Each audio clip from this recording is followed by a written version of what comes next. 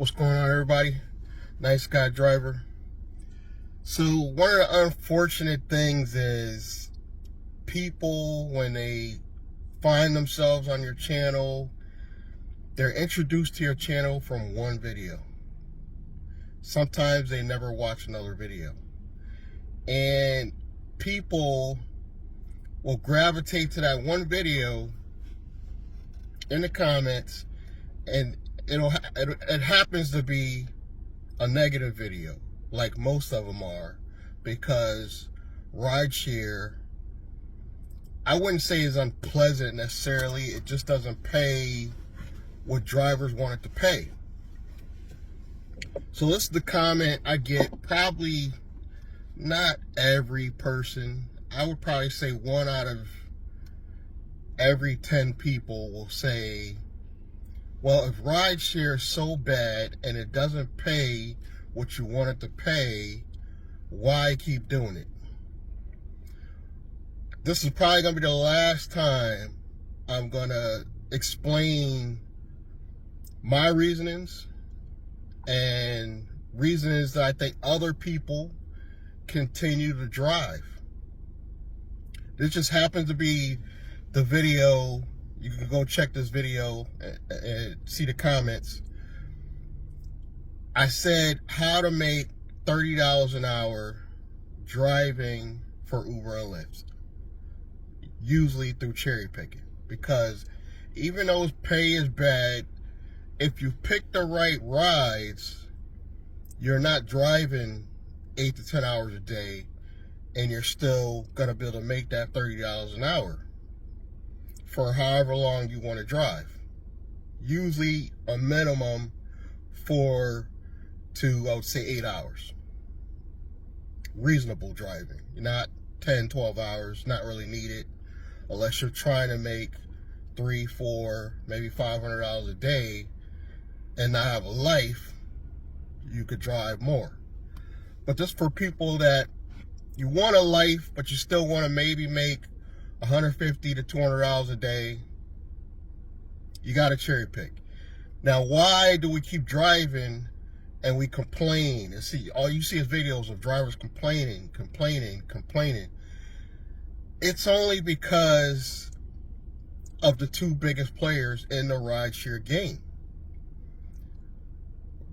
I know a lot of us don't know this, but in other states, unfortunately it's not Connecticut, but in other states, there are smaller rideshare companies out now that pay the drivers better. Just not Uber and Lyft. So why do we keep driving? It's not that, let's go on the example I use. You can make $30 a day. I mean, $30 an hour, sorry. And somebody said in the comments, that doesn't equate to actually 30 after expenses. True. But on average, if you're making $30, $35 an hour through cherry picking with Uber and Lyft, even if you deduct expenses, you're down to maybe 17, 16, maybe 15, I would say at the lowest. That is still better than an average job that doesn't require higher education. And I'll give you examples. For one, most of you do not enjoy your job. You're acting like just because Uber and Lyft drivers complain about their pay, you don't complain about your pay. Most people do not like their job. If that's not you, I totally understand. You're one of the few lucky ones. You got a job, you enjoy it. My daughter is in accounting. She went to college. She has a great job. She makes almost 6 figures a year, just her, not even including her husband. But she hates her job. I do not necessarily hate driving rideshare. I just hate the pay. And the reasons why I continue to drive is because the flexibility. And it is better than going through the rat race. Like some of you in fast food, some of you in retail are aware of. You got to go through the rat race. You got to go to job interviews. You got to sit through training. I eliminate all that. I have the flexibility to get on and off when I want, set my own hours. Yes, I complain about my job pay. But most of you complain about your job's pay. It's not just rideshare drivers. I'm willing to bet that there's a lot of fast food workers out there that if they had a decent running vehicle, they would jump into rideshare over going to McDonald's or Burger King. You got to ask to pee. You got to ask for a day off. If it snows one day and it's really bad weather, I could just take a day off. You got to call your boss and beg for that day off. This is why I drive. Do I believe you should have a plan B to get out of rideshare? Yes. Do I believe this was not originally meant to be a full-time thing? Yes, I agree. Rideshare was not originally intended to be a full-time thing. You know why it's a full-time thing? Because jobs suck. Most jobs really suck. It's really rare you find somebody that's fulfilled by their job. They love their pay. They don't complain. If they ask for a day off, they get it. That's rare, guys. It's really rare. And I hope this answers the question, if I hate rideshare so much, why do you still drive? Another reason, and I said this in past videos, but because this may be the only video you see, this is why I'm doing it again. Some people, not all, some people are just simply aged out of their career. They've been doing rideshare for the past 6-7 years, like myself. I was in wireless cell phone industry. If I go back to that, they're going to look at the gap in my career and be like, what have you been doing this past 7 years? And when I say rideshare and it's not cell phones, I'm aged out. It's not that I'm too old, but the gap in my employment causes me to not be able to go back into that field. I could go back to retail, but why? Again, I don't have the flexibility I want. If my daughter calls me and she's got an emergency and she needs help with my granddaughter or something like that, I can instantly just get off and go take care of them and go back to work when I need to. This also gives me the flexibility to, I don't feel tired like I was in retail. When I was in retail, guys, and I was in retail for a while. I was in retail for probably my second longest career was Bed Bath & Beyond. And I did that for 10 years. I was exhausted when I got home.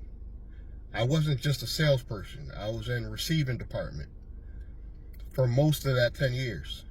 I was exhausted. I didn't want to do anything, not even create videos when I got home. And I'm sure that's how some of you feel in retail, fast food, warehouse work. Warehouse work is exhausting. You don't even want to look at a computer sometimes because you're so exhausted when you get home. Rideshare flexibility is the one thing that I can say almost every driver agrees with, makes it appealing. Flexibility. That's it. Most people are going to complain about the pay. It sucks because we got to deal with the two biggest players, Uber and Lyft. If somebody comes up with a rideshare app for Connecticut that just pays drivers, I would say 70% of the fare. Somebody pays $100, the driver gets $70. The app takes $30 to maintain the app. I think people would love rideshare again. So it's not that we just, oh, if you don't like it, stop doing it. What are my options? Go back to school? I'm 54 years old. You don't want to go back to school at 54 for a career that you're probably not going to enjoy that either. You see what I'm saying? The flexibility makes this appealing. Number two, this is an entry-level way of being your own boss because you can go private. You can. You can set up an LLC. You can set up your business correctly. You can start doing other things like delivery. You know, you can start doing shopping apps. You can start setting up appointments for yourself. So this is a gateway into your plan B. Another thing, a lot of people come to my channel and they think this is all I do. Guys, you're watching one of the things that I do. I know you don't look at YouTube as a building block or a future career, but YouTube alone is a gateway into online business. I could do affiliate marketing. I could literally start my own media company. YouTube is the building blocks for your plan B. For some of you. They don't realize that and they don't understand that. So they just dismiss, oh, you're just an Uber driver, and that's all you'll ever be. Guys, I'm not exhausted at all when I get home. I drive part-time. I rent rooms. I do affiliate marketing. I've got 5 YouTube channels. So I'm working on my plan B. I'm doing a whole series of videos walking you through my life going private. So I'm showing you everything that I'm going to be doing. On the finance channel, I'm showing how I'm going to build corporate credit for that new company. I'm showing you as I go, but you always get some wise crap person out, and I don't think they intend to be mean.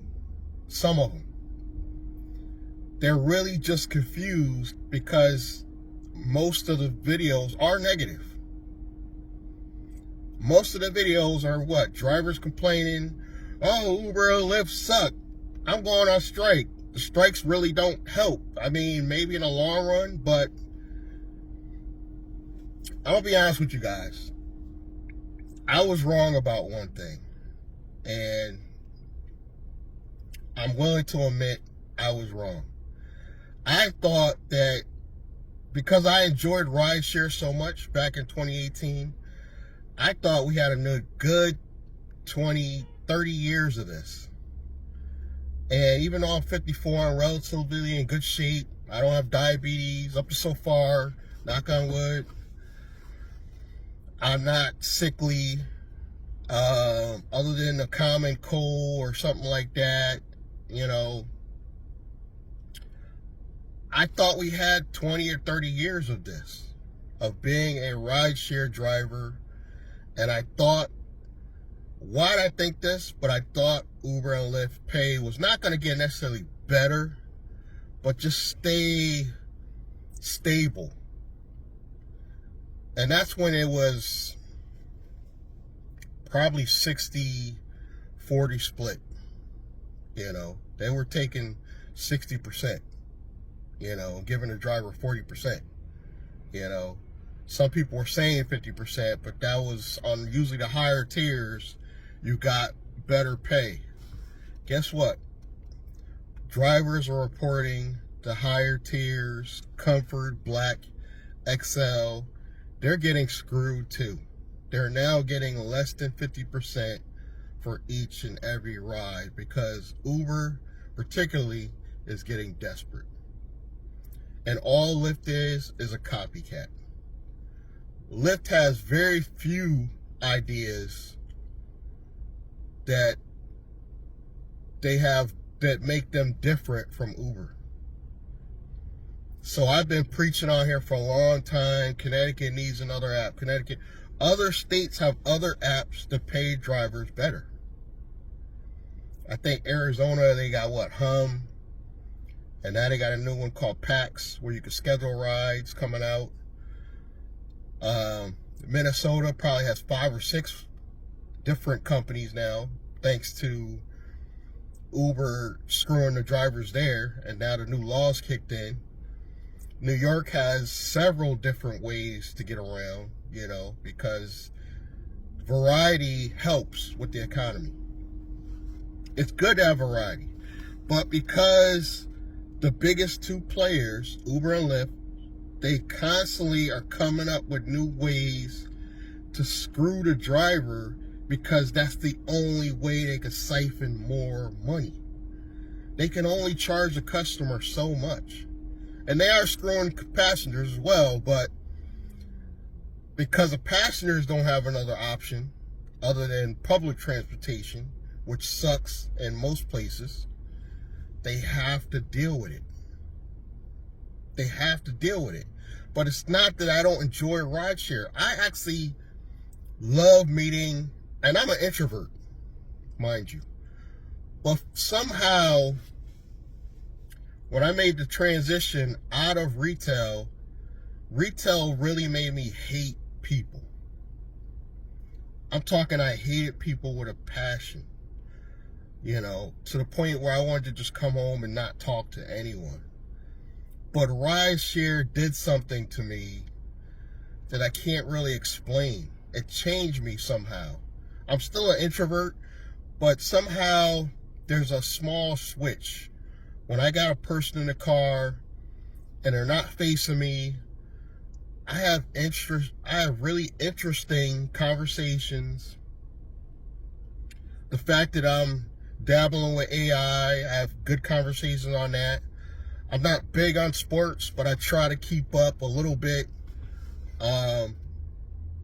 I like talking about the negativity of Uber and Lyft because I want passengers to know. That's also a good way to convert to private. And once I make the transition 100% to a private driver, guys, I think I'm going to actually love driving again. It's only the pay that's bad. It's only the pay. And the problem is with Uber and Lyft is we only have actually 5 more years. Not 10, 20, 30 like I originally thought. That's where I was wrong. And I apologize. I put up several videos saying we got 20, 30 years. We don't. I'm estimating we got to about 2030 before you will see Waymos and Teslas everywhere. Elon's already threatening that, our vice president or president, whatever you want to call Elon now, he's threatening that Tesla robo-taxis will be available in the next few years. And I believe him. I actually believe him. People are riding around in Teslas now, fully automated, and they trust them, and they're getting in accidents even, and people still trust them. So imagine when they iron out the kinks, the younger generation, Gen Z, maybe not so many millennials, but Gen Z is going to trust these things. Waymos are everywhere. They're threatening to put out Waymos in more states. That's going to be thousands of drivers out of work because of Waymo and their partnership with Uber and Lyft. So we got I'm estimating about 5 years. I'll say about 2030. You're going to start seeing them sooner, but I mean where a lot of people are comfortable riding these things fully automated. Right now it's a disaster. People are doing all types of things, having intercourse in them. They're throwing garbage in them. I saw a video on the news where they actually were destroying it. Physically, there was people beating up a Waymo, destroying it because they're pissed off, because they're not ready yet, but they will be. Trust me. As much as people say they won't, and I've had passengers say they won't get in them, they will in 5 years. They will. What does that mean for people like me that enjoy what they do? We gotta transition. We have to have a plan B. But when you guys come on my video, it kind of pisses me off a little bit, I ain't gonna lie, because you're judging somebody on one video. You're judging me on this one video. Watch more video. Watch some content before you judge somebody. Please, I promise you, don't judge me based on one video. I am not just this. I have 5 YouTube channels. I use AI technology, as you'll see. I'm using it in my shorts. I'm using it for titles. I'm renting rooms because the economy's so bad and my landlord's just going to keep raising the rent. And I'm trying to figure out, how do I save for a house if the rent keeps going up? So I started renting rooms, which helps. It helps a little. It's not going to get me out of poverty, but it's helping. And it's probably helping them because they don't want to pay rent and utilities either. So I'm not just an Uber and Lyft driver. And I want people to stop thinking that when you come on the channel and you watch one video. I'm here not to necessarily educate you, but show you a different way of thinking. Stop judging people based on that one video you fell on by accident, or YouTube pushed it to you. You only watched that one video and you never watch that person again. You can't judge people on that. You can't. Right now, I'm working on being a private driver. I'm going to continue doing YouTube for probably maybe the rest of my life. Who knows? As long as YouTube's around. I'm working on building my own streaming platform. That's another thing I'll be working on in the future. I have plan B, C, D. Because I know this is not forever. But I enjoy it while I'm doing it. I just don't like the pay. Now, when I transition out of rideshare, one of the things I'll be doing is probably delivery, because I don't think they're going to have Amazon robots getting out of the trucks delivering packages to your door yet anytime soon. Maybe in the next 10, 20 years, but I don't think we're there yet on the delivery side. But rideshare, 5 years. It's coming. And I was wrong about that, thinking it was further down the line. But I didn't see how fast the AI technology was moving until ChatGPT, which started it all. Now we got Gemini, we got Claude, we got DeepSeek, the Chinese one that supposedly, they literally stole ChatGPT's idea and just made it better. That's where we are right now. It's not just about, well, why are you complaining? Just stop driving. I enjoy my freedom. I could just cut the app off, do a video like I'm doing right now.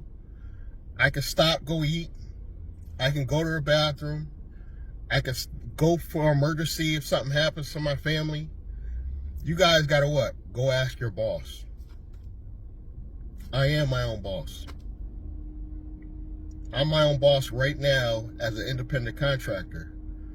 Granted, Uber and Lyft, sometimes they feel like a boss. They're constantly implementing new things to scam the driver. I did a video a couple days ago. If I remember, I'll link it below this one, where I caught Lyft stealing a couple bucks from me. I don't know, it's like $2, $3. Not a big deal, but if they're stealing $3 from me, how often do you think they're doing it? It's more often than you think. But I enjoy the freedom so much, it's worth that risk. I don't want to be back in retail and got to go ask my boss, oh, can I go to the bathroom? At 54 years old, I got to go ask to go use the restroom, because we're busy. I don't like that feeling. I like being my own boss. And once I set up the private rides business, I'll be doing different things. I'm probably going to be doing different content, showing you guys me doing deliveries and other forms of income. But just like a lot of these rideshare drivers, they complain because they just want better pay. They enjoy their job. Some people like talking to passengers. I've even seen some of these people they disregard the pay. Yes, even though the pay sucks, I've watched Show Me the Money Club where there was a guy that takes every ride. He literally takes almost every single ride, whether it sucks or not. That I don't recommend because it's gonna really kill your car even faster. But the truth is, if you really enjoy it and most of your rides stay local, this is not a bad gig. And no, it was not intended to replace full-time work, but because of the state of the economy after the pandemic, let's keep it real, it caused a lot of people to lose their jobs. A lot of people lost their jobs in tech, finance, teachers. You'd be surprised how many people drive rideshare and saturate the market because this is the only thing they could do without going through an interview process and wasteless training. I'd rather do this than go clock in at a job and have some 22-year-old tell me what to do. Now you tell me, why do we still drive? That's why we still drive. There are literally teachers, because obviously they're off in the summer. They need more money, so they drive. They got kids at home. They need the flexibility to go back to the house, feed the dogs, check on their elderly parents. And it's not just necessarily rideshare. People do food delivery, they do DoorDash, they do Instacart, But these jobs are just not flexible enough for people that have to be on the go. And yes, it is risky. A lot of these gigs, you're risking your life. In some states, particularly at night, it's very risky. I'm even going to get a dash cam even though I'm part-time in the day, because I'm starting to understand now why dash cams are important with all these near misses with these car accidents, And if I go to Waterbury, Connecticut, half the people, I hate to talk down about Waterbury, but half the people in Waterbury don't even have car insurance. Yes, they're just riding around, no car insurance. If they hit you, you're screwed. But at least if you got your dash cam, you got a little protection for the police, for the report or something, you know what I mean? But I'm just so tired of that, even though I know people don't mean to be negative, but the comments are just so negative. We're complaining for a reason. Just support us or don't say nothing. That's what I'd rather. I'm a type of person, I will never go on somebody's channel. I think I had one exception ever, and that's because he scammed me. But I don't go on anyone's channel and say anything negative at all. If I don't have something nice to say, guess what? I don't say anything. I don't type anything. And I know some of you can't, it's almost like you can't help it. You're sitting home, hiding behind your keyboard. You want to just talk junk because you're not happy with your own life, and you just want to hate. And some of you have good intentions. You don't mean to be negative, but you're just trying to figure out, well, if the job's so bad, why do you do it? I don't know. Do you love your job? Hit me in the comments if you have a job and you love it. I'll be glad to hear some positive feedback. If you love your job and you have some positive feedback about your job, put it in the comments. If you have negative feedback even. You hate your job. You're doing retail or you're doing fast food and you hate it. So you kind of understand where I'm coming from, that we need to keep our job until we can do better. Hint, your plan B. Put it in the comments. Because I totally understand if you hate your job, you're working on your plan B. Your plan B could take you a year, you know. But because rideshare is dying in 5 years, all drivers have to start thinking about their plan B. Unfortunately, we all do. You know, if you're going to be a rideshare driver, if you're going into deliveries, you might have a future. The apps are getting better. I hear these catering apps are paying a little bit better. I haven't physically done any, but I hear they're paying a little bit better than Uber and Lyft, so there's more options out there. And I understand now why over the years, and I'm guilty of not listening, they said you gotta have like 4 to 5 apps because Uber and Lyft is not enough. I've seen drivers that still to this day only drive for Uber. That's nuts. Bare minimum, you have to have Lyft and Uber, because there's days where I don't get any good rides on Uber all day, but for some reason Lyft was just sending me stuff. I put my area filter on and I'm getting back-to-back rides. You know, I make $150 in 4 hours, which is rare because I can't do it on Uber. There's days like that. And then there's days I got nothing on Lyft all day. But I was able to at least cherry pick on Uber and make my quota for the day. And maybe a little more than 4 hours, 5 hours. And then you get these knuckleheads in the comments that be like, oh, this not even worth it. I do it if, what happened to $100 in 4 hours? We're not all in the same market. I hate to call these people idiots because I know they don't mean, some of them don't mean to say things like that, or they're saying it wrong. They don't mean to be negative. But because they have a good market, they literally could come out in 4 hours, $120. We're not all in the same market. Some of us got to do it in 5. Some of us, we need to make that $200, so you may have to drive all day. I don't recommend driving all day. It's just too much wear and tear on your car. Now, I've gone through 3 cars in the past couple years, and this is my 3rd car in the past couple years because I used to go hard. And this was before upfront pricing. I didn't know where I was going. I was all over Connecticut. Now, thanks to things have changed, they've gotten better. We got the area filter on Lyft. You can stay local. But the pay is going down, guys. Rideshare pay is never going to go up. I don't want to lie to you.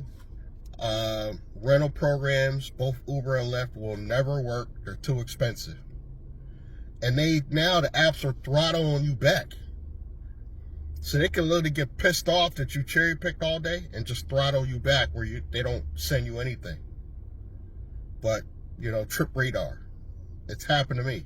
They literally throttle me back because they gave me a quest. So they throttle me back so I can't even hit my quest because they want to send me garbage all day. They want me to take the far trips to make the extra $10 on a quest. And because I'm cherry picking, they're pissed off so they can throttle me back. These are the games that these apps play. But I still like rideshare. I like most of the people. Granted, one negative person can ruin your day. But I literally woke up. Well, we had a snowstorm. I wouldn't call it really a storm, but we had a few inches of snow. And the next day, it was a little slippery. And I literally drove a lady like 2 minutes from her house The pickup was not far from my house neither, and she gave me a $5 tip. That's not even a lot of money, but that made my day because it was such a short trip, and I had a great conversation for that short ride. And there's times where I'll get $20. Like one day I got $20 because the person wanted me to wait a little extra. That made my day. So there's good and there's bad days, but the pay is always going to suck because it's only going to go down for drivers. It's never going to go up from here. You know, next year, expect the pay to go down. The year after that, expect the pay to go down. So we got to start diversifying. Or finally give up and go private. But even when I go private, I'm still going to be driving for the apps. You know why? Where am I going to get my customers? I have to take them from either Uber or Lyft. So I'm going to be driving for the apps at least part-time. And I'm still going to complain about the pay. So just get over yourself. I know some people are going to continue to write negative, comments. That's part of the game. But that still helps the channel. Negative, positive, it still helps the channel. But I would like more positive feedback, please. Thank you. And if you want to support the channel, you could do it for free. Subscribe, like, comment. Check out the information I got below this video. And I'm going to see you guys in the next video. Thank you.